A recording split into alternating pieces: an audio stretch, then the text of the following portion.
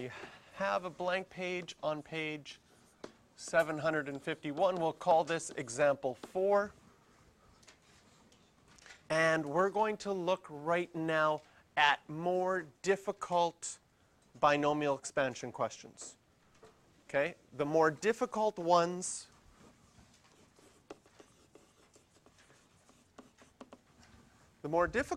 sometimes ask you to find things like the last term, the middle term,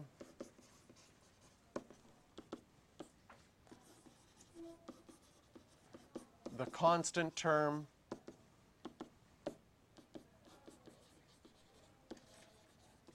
or the term containing. And the reason that they're a little bit more difficult is because you have to understand a little bit more than just plugging things into the formula to find. The formula is nice because a lot of the questions, yes, you just plug things in. But with the last term, you have to know how many terms there are. Right? If the exponent is 8, you know that there's 9 terms, and then you're finding term 9. So you have to do a little bit of thinking. Last term's not that bad. The middle term, you have to figure out which one would be right in the middle. If you have an even number, there is no middle term. If there's an odd number, then there is a middle term. And the hardest ones are the last two. So these last couple of examples, okay, are going to be questions that say find the term containing or find the constant term. So example 4. Find the term containing an x to the 9 in the expansion of 3x squared minus 2 over x to the exponent of 9.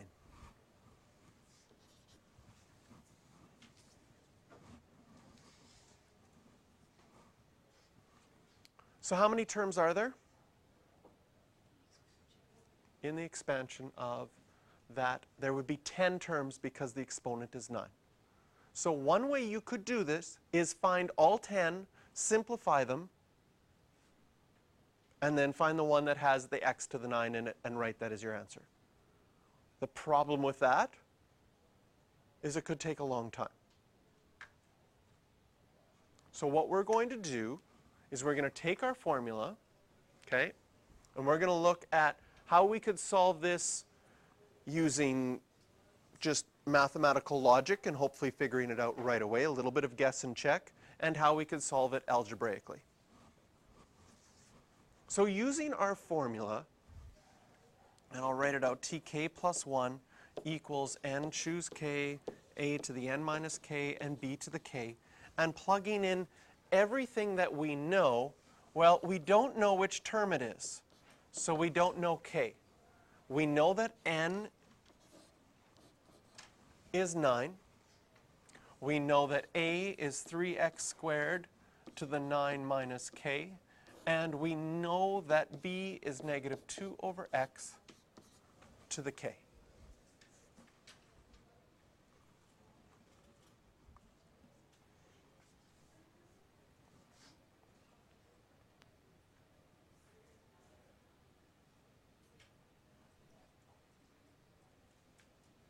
Now, for both the algebraic and the guess and check method, what's going to happen, and you're going to write this down, is that you are going to temporarily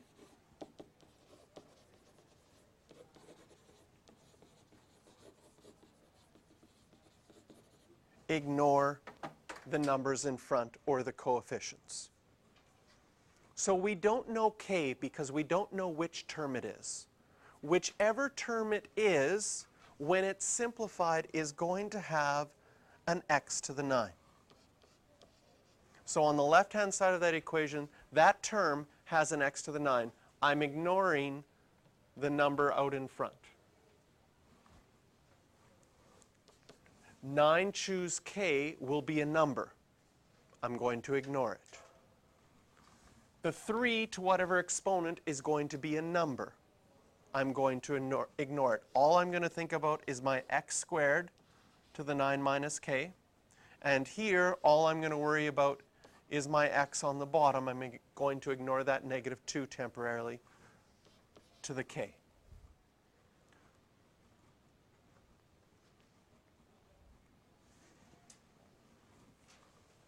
So I'm going to show you the guess and check method first, because it's easy mental math, and most people like that. And then I'll do the algebraic way with exponent laws after. Sometimes with guess and check, you just start with a value of k. Okay, there are, how many, the exponent was 9, so there's 10 terms. So k can be anything from 0 to 9. Randomly guess the value of k. Someone give me a number to start with. K is 6. So if you chose 6, that would mean you'd plug in 6 here. Okay, what's 9 minus 6? 3. And so we would think, how many x's would you have in your numerator? You would have x squared to the exponent of 3, which would give you x to the 6 in your numerator. And if k is 6, I would have x to the 6 in my denominator. If I simplify that, how many x's am I left with? None.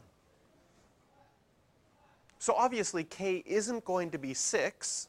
We need it to simplify to give us 9. In other words, you need more numbers on top and less, or more x's on top and less x's on the bottom. So should you make k bigger or smaller? Smaller, right? Because we would want less x's on the bottom. So we need to pick k something smaller than 6. Do a little bit of mental math in your head. It's not that difficult. And what should I try next for k?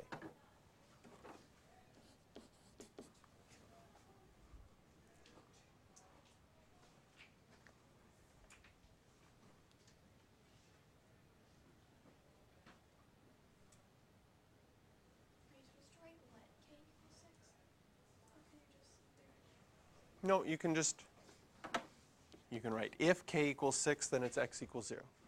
If k equals, what should we try next? 3? How many x's would I have in my denominator? 9 minus 6. 9 minus 3 is 6. X squared to the 6 is x to the 12. I'd have x to 3. Look at that. X to the 9. Perfect. So from the guess and check method, you would get k is equal to 3. Once you figure out k is equal to 3, then you would go back to your formula, plug everything in, and find the term. We're going to do that in a bit. But I'm also going to show you the algebraic method. If I plug in 3 for k, what's 9 minus 3? 6. What's x squared to the 6? X to the 12.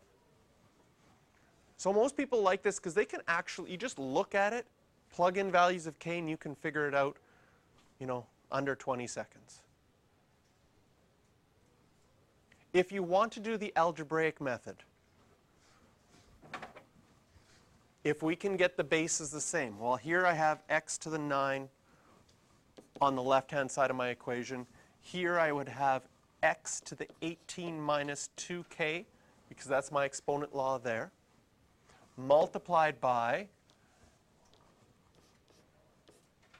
1 over x to the k. What's your exponent rule for dividing? Subtract the exponents, so you would have x to the 9 equals x to the 18 minus 2k minus another k. And then if you go back to our logs unit, what did we do if we had the bases the same and we're solving for exponents? We can just go, so 9 would have to equal 18 minus 3k. 3k would equal 9. Divide by 3k is equal to 3.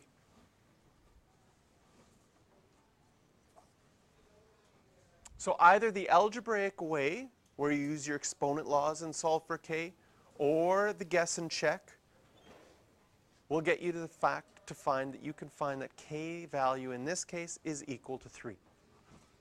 Once you've found k,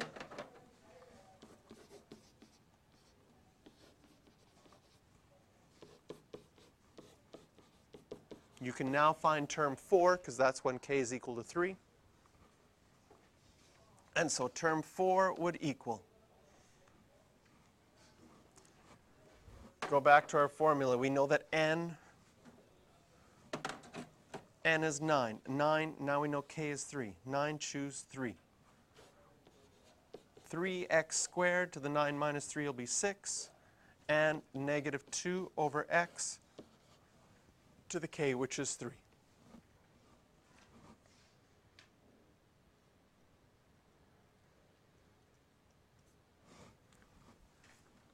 Figure out each of these individually.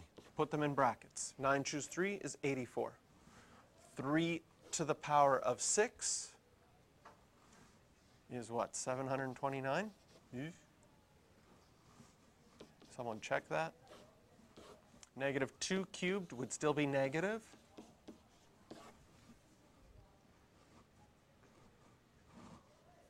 Nobody check it for me? I have to do it myself?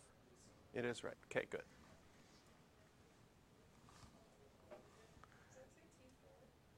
Term 4, yeah.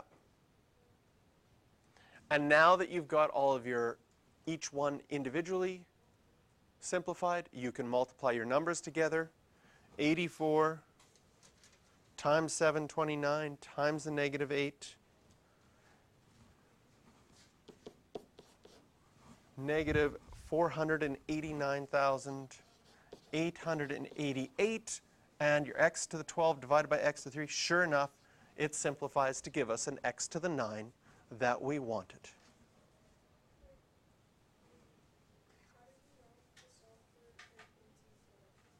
Because k was 3. K plus 1 in the formula, so it has to be term 4. So anytime that they're trying to find a term containing, you have to first figure out what k is. You do that by temporarily ignoring the coefficients, plugging what you know into the formula, and figuring out. So we're going to do one more example like this.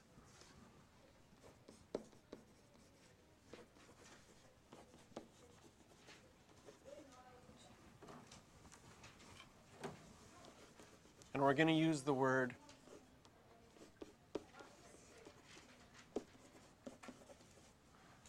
find the constant term in the expansion of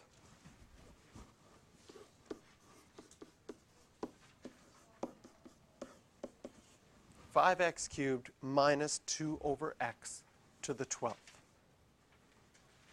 So I'm going to underline the word constant term, and I'm going to say, let's go back to grade 9 definitions. What is a constant? A good question. A number by itself. Does it have any variables? No. In other words, you need all of your x's to cancel out. If you think back to the example we just did, your random guess of k that you started with would have found you the constant term, because all your x's cancel out and you would just be left with a number. So we do the same process, but the process is harder because if you forget what a constant term is, you won't know to look for the one where all the x's cancel out.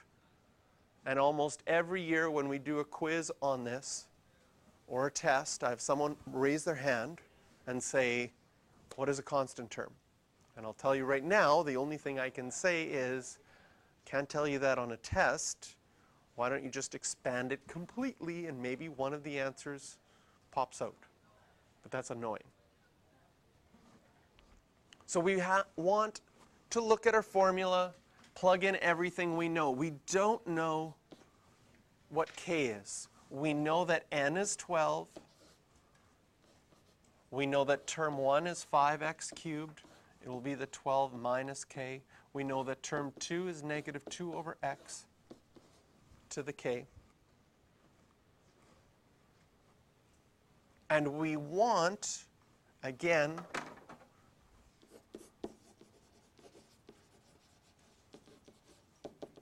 to temporarily ignore the coefficients.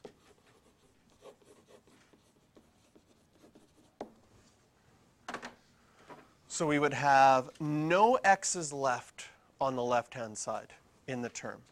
We can ignore the 12, choose k. We can ignore the 5. We're just going to have x cubed to the 12 minus k and 1 over x to the k.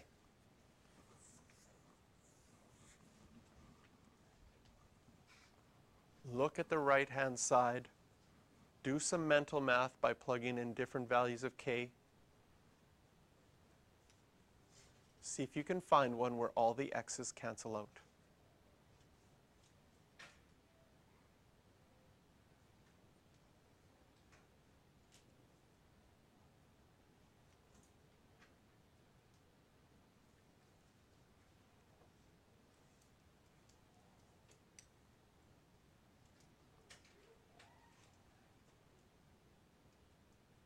Don't say it out loud, but if you found a value of k, just put your hand up. Okay, and you can put it down after you find it.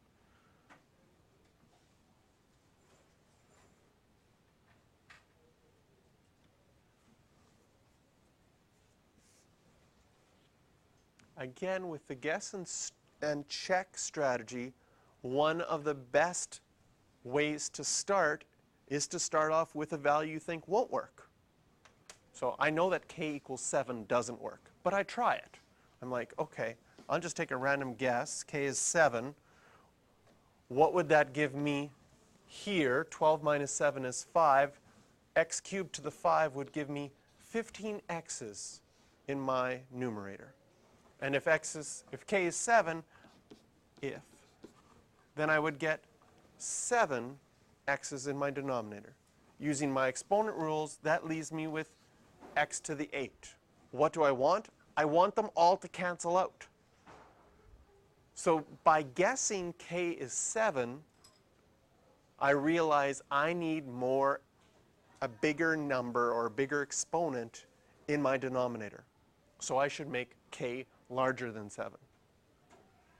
That helps me realize that, oh, a couple of thinking a little bit later, what happens if I try k is 9? Well, I get x cubed, x to the 9 on the top, x to the 9 on the bottom. That would all cancel out. And so your coefficient, your term with your constant term will be when k equals 9. So unless the question specifically says solve algebraically, you're allowed to just guess and check and find k. And it's not hard to do that. Once you find what k is, now find the term. It's going to be term 10 because k is 9. So term 10 will equal n choose k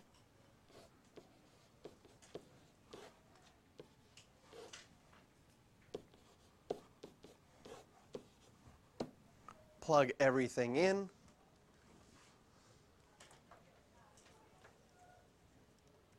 Solve each of these individually first and put them in brackets. So I get 220. 5 cubed is 125 x to the 9. Negative 2 to the 9 is 512. Yes. It'll be negative because a negative to an odd exponent will stay negative. And then multiply all of your numbers together.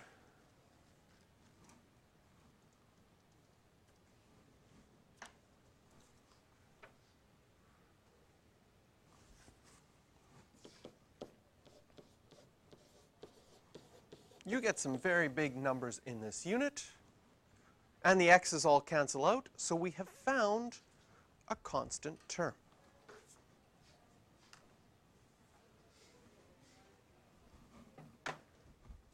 So out of your textbook, you can do question number 9 for practice.